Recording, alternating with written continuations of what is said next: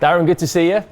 From your point of view as the West Indies white ball coach, have you enjoyed what you've seen in the Super 50 so far? I've enjoyed bits and pieces, but the general idea is to give direction to our cricket, and we have to start somewhere. So, new CEO, new director of cricket, new president, new head coach, putting our heads together and coming up with a plan as to how we could start preparing for World Cup 2027. So yes, it's a start. It won't all go right, but I think it's a start in the right direction.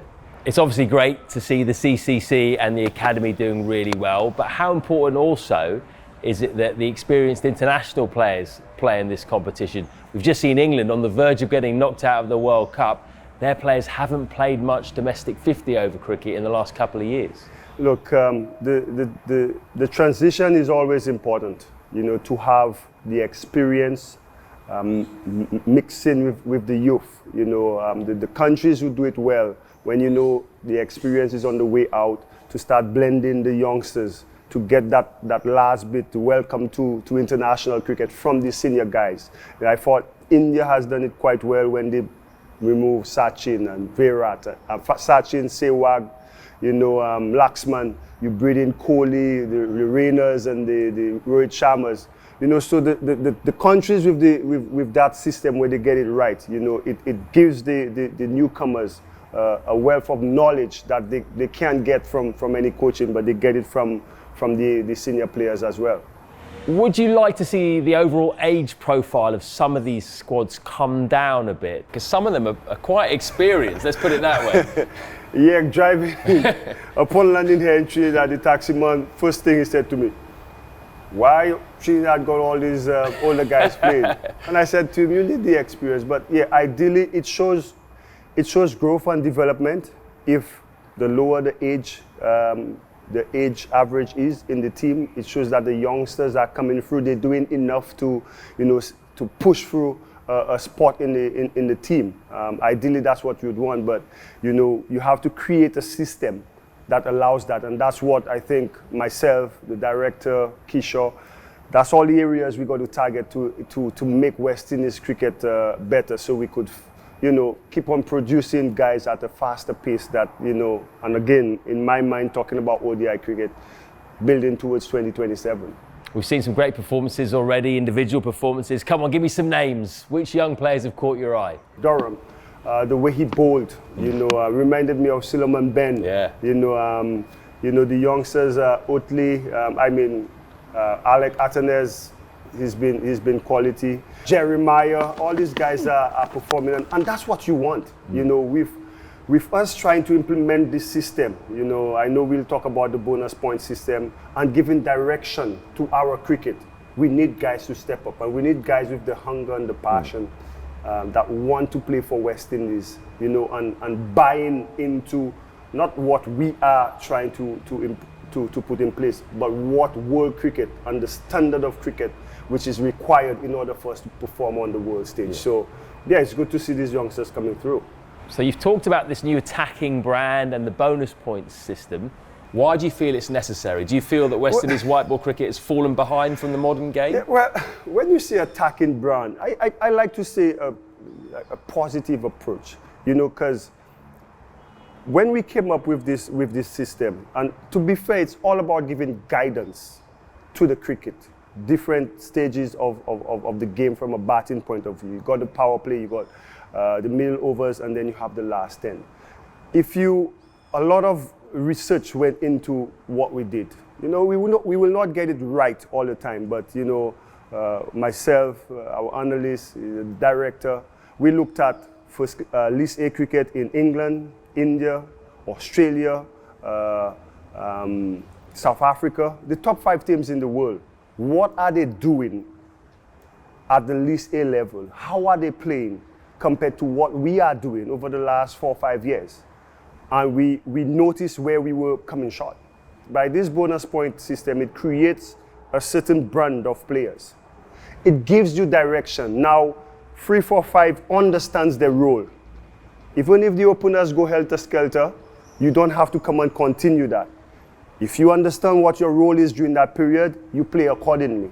and you put your team in good position to launch in the back end. But the guidelines are there to what we want from an international standpoint. And I want what I'm demanding from my players at the top to filter down in the bottom. And when I say the bottom, I mean our regional cricketers, because this is where the future really is. What we produce from here affects how we play at the top. And we've seen it. We're not in the World Cup because we do the same thing we do in List A cricket at the top. And at what it's not good enough for international cricket. Do you think we're at a really critical point in the history of West Indies white ball cricket over the next couple of years? For ODI, yeah, very critical. Because, I mean, you heard the talks. West Indies not in a white ball tournament, that's like, it's a dagger to the heart. And it's upon us, the guys in leadership, to start creating ways and putting measures in place. For us not to just say, man, this is how we play, this is what we are. No, we have to be able to shift the needle. And I think with Miles Bascom, you know, the knowledge he brings of what he wants to do, meshed with what I'm looking to do, the mandate the president has put in place. But again, I will say it takes on our franchise system. Things has to change. Yes, we need better pitches. Yes, we need better facilities. Yes, we need a better fitness level. And demanding all these things from the players. We from the top now have to put systems in place in order for the development and the growth of our players to continue. You know, but we have to start somewhere. And I think where we could control is putting guidelines in place first of how we want the cricket to be played. And now it's up to the bosses now to make sure when we come to Trinidad at the Queen's Park Oval, the wicket is good. The groundsmen need to be able to prepare these surfaces that allows the brand and style of cricket that we want. And that slowly, hopefully, we could get. Not slowly, but quicker. Yeah. Next up, of course, it's England in December. 3 ODIs, 5 T20s. Is that going to be a real marker of where your sides are at the moment? But is it also a good time to play England in ODIs? Listen, you know, you don't want any team to, you know, especially as defending champions, you want to go out there and perform and try to hold on to your title as long as possible.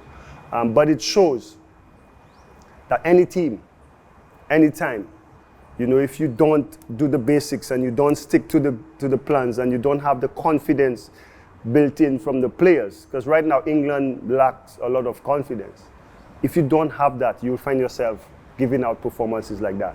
So we want to build that confidence. You know, again, England will be coming down there very hungry and motivated because they've just had a bad showing in the World Cup, and their first tournament out after that is us. So we have to be prepared and we have to be ready. And that's why come 18th of November, all my guys will be in camp getting ready for that. And again is direction, you know, and it will be good to see what comes out of this Super 50. I've seen some excellent talent that we could pick from and who will buy into what we're trying to do.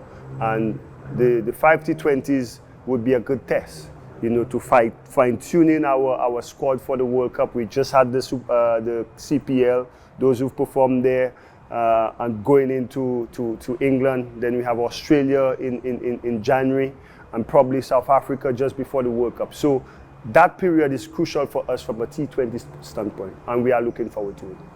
Then, of course, you've got the small matter of a T20 World Cup right here in the Caribbean.